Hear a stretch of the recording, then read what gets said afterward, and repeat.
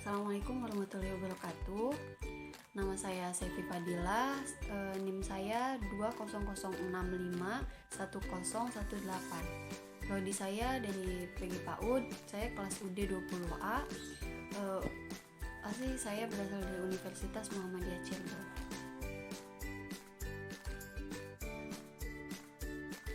Baik, saya di sini akan menjelaskan poin 4, yaitu tentang resesi sebagai konteks yang menuntut dan memotivasi. Interaksi anak-anak dengan teman sebaya selama interaksi bermain itu lebih relatif terhadap interaksi dibandingkan interaksi dengan orang dewasa.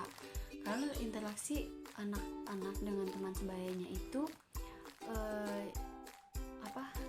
secara kognitif itu dia dapet gitu, dan secara sosial pun itu lebih menuntut gitu kan. Nah, dan makanya kenapa ketika anak-anak sedang bermain dan ada orang dewasa yang ikut masuk ke kelompok bermain mereka itu secara permainan, secara lisan gitu, mereka tuh produksinya itu kurang bagus gitu. Dari cara dia mungkin memainkan peran, dia jadi malu-malu, dia malu ngomong kayak gitu. Makanya kenapa anak-anak itu lebih suka kalau dia bermain dengan teman-temannya aja, karena dia itu bisa, kalau kita mengekspresikan apa yang dia mau gitu. Dan mungkin ya pemikiran anak kecil juga mikirnya sesama anak kecil, jadi bisa memahami gitu ya. Dan ketika anak-anak bermain ketika berinteraksi dengan teman sebaya itu, mereka itu ketika bermain mereka memiliki fantasi anak-anak yang lebih sering melibatkan mereka mengambil lebih banyak variasi peran, termasuk peran seperti guru. Jadi di mana mereka memerankan, jadi salah satu anak memerankan menjadi guru, dan dia pun menggunakan bahasa dia untuk mengarahkan temannya, untuk mengarahkan teman cara bermainnya. Mereka menggunakan bahasa yang suatu bentuk bahasa yang tidak mungkin diamati ketika guru menjadi bagian dari kelompok. Dan ketidakseimbangan didefinisikan konseptual antara anak-anak mengetahui apa yang dia tahu dan mereka yang mengetahui itu bertemu. Jadi ketika dihadapkan dengan konflik konseptual, anak-anak mencoba untuk menyelesaikannya, dan resolusi ini menghasilkan pengembangan konseptual. Jadi mungkin gini ya, jadi si anak perempuan ini dan anak laki-laki ini bermain, dan anak ini ngomong, kalau saya jadi dokter, kamu jadi pasien. Nah di situ mungkin konsepnya itu berbeda. Mungkin yang cewek tahu itu dokter itu periksa gimana, mungkin cowok ini belum terlalu mengetahui, dan dari situ pun mereka itu kayak memecahkan suatu masalah. Itu yang saya pahami ya, saya juga kurang paham banyak banget gitu kan. Dan terlibat dalam interaksi sosial yang berkelanjutan dengan teman sebaya yang membutuhkan cukup banyak interaksi sosial. Nah jadi ketika anak kecil itu berinteraksi dengan teman sebayanya, maka dia pun memiliki banyak interaksi sosial, dari dia kerjasama, pengambilan perspektif, dan keterampilan kognitif, misalnya dari dia kemampuan berkomunikasi dia gitu dengan jelas ya. Dan intinya implikasinya itu menempatkan anak-anak dalam situasi yang sangat memotivasi, sangat penting dari perspektif penilaian.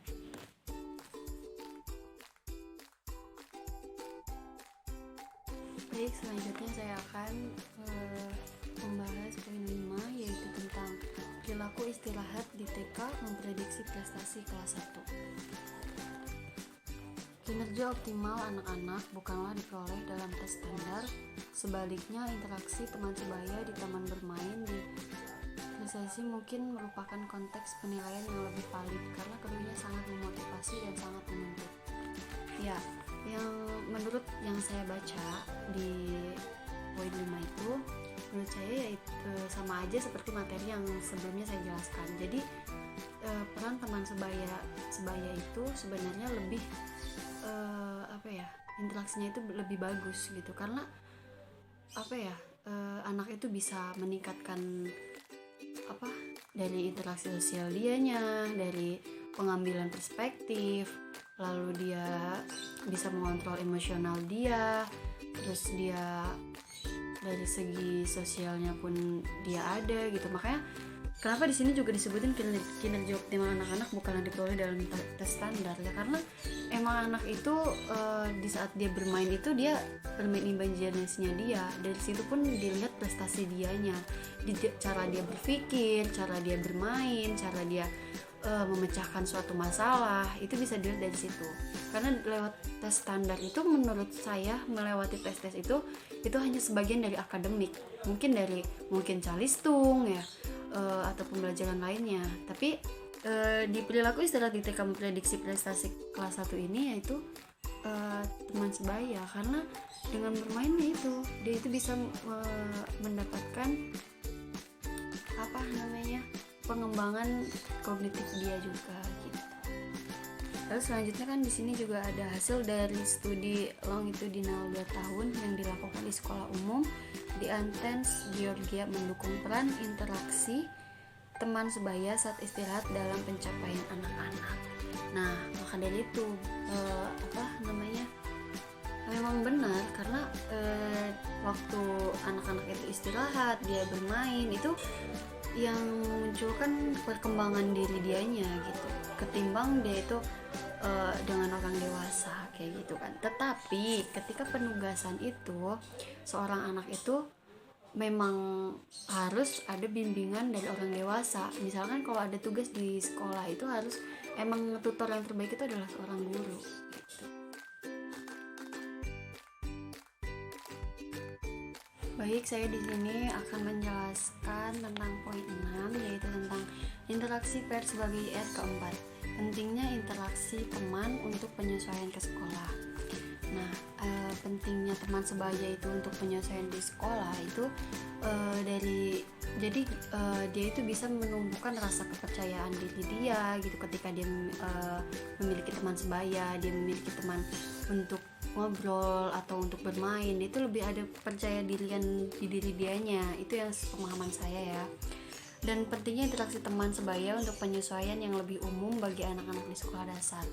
Nah, itu emang lebih penting banget ya, karena memiliki teman sebaya itu, karena ya dari situ juga kita ketika kita memiliki teman sebaya itu, kita akan si anak itu akan diajak gitu, kayak yuk kita main ini, yuk kita, jadi kayak dia juga merasa tenang, dia merasa aman, dia merasa senang gitu. Dan pada tataran teori, kemampuan berinteraksi secara kooperatif dengan teman sebaya menghambat perilaku antisosial dan membentuk hubungan dekat. Nah, iya, kemampuan berinteraksi secara kooperatif dengan teman sebaya itu bisa kayak ngebuat kita tuh kita cepet deket gitu sama teman, sampai kita punya sahabat, kita punya ya kayak gitu semacamnya sahabat, teman dekat kayak gitu, teman bermain kayak gitu. Apalagi kalau anak-anak itu ya masa-masanya bermain, dan di situ juga masa-masanya anak untuk mengembangkan kemampuan kognitif anak, kemampuan dan kemampuan yang lainnya gitu kan. Dan di sini juga teman memberikan dukungan sosial emosional satu sama lain di lingkungan baru, dan terkadang lingkungan sekolah yang membuatnya stres.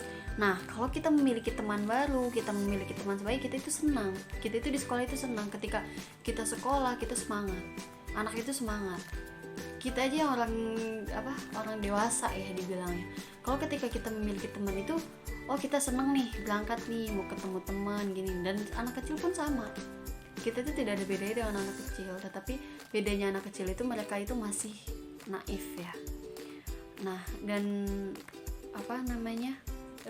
teman itu memberikan dukungan emosional. Nah iya, jadi ya dari dukungan emosional secara apa? Mungkin kalau misalkan dia digunjing sama temen, dia itu sedih, dia tuh kayak gimana gitu kan, terus dia merasa senang kalau punya teman kayak gitu. Ya mungkin cukup segitu aja materi saya. Sekurang-kurangnya saya mohon maaf. Billahi taufiq wal hidayah. Wassalamualaikum warahmatullahi wabarakatuh.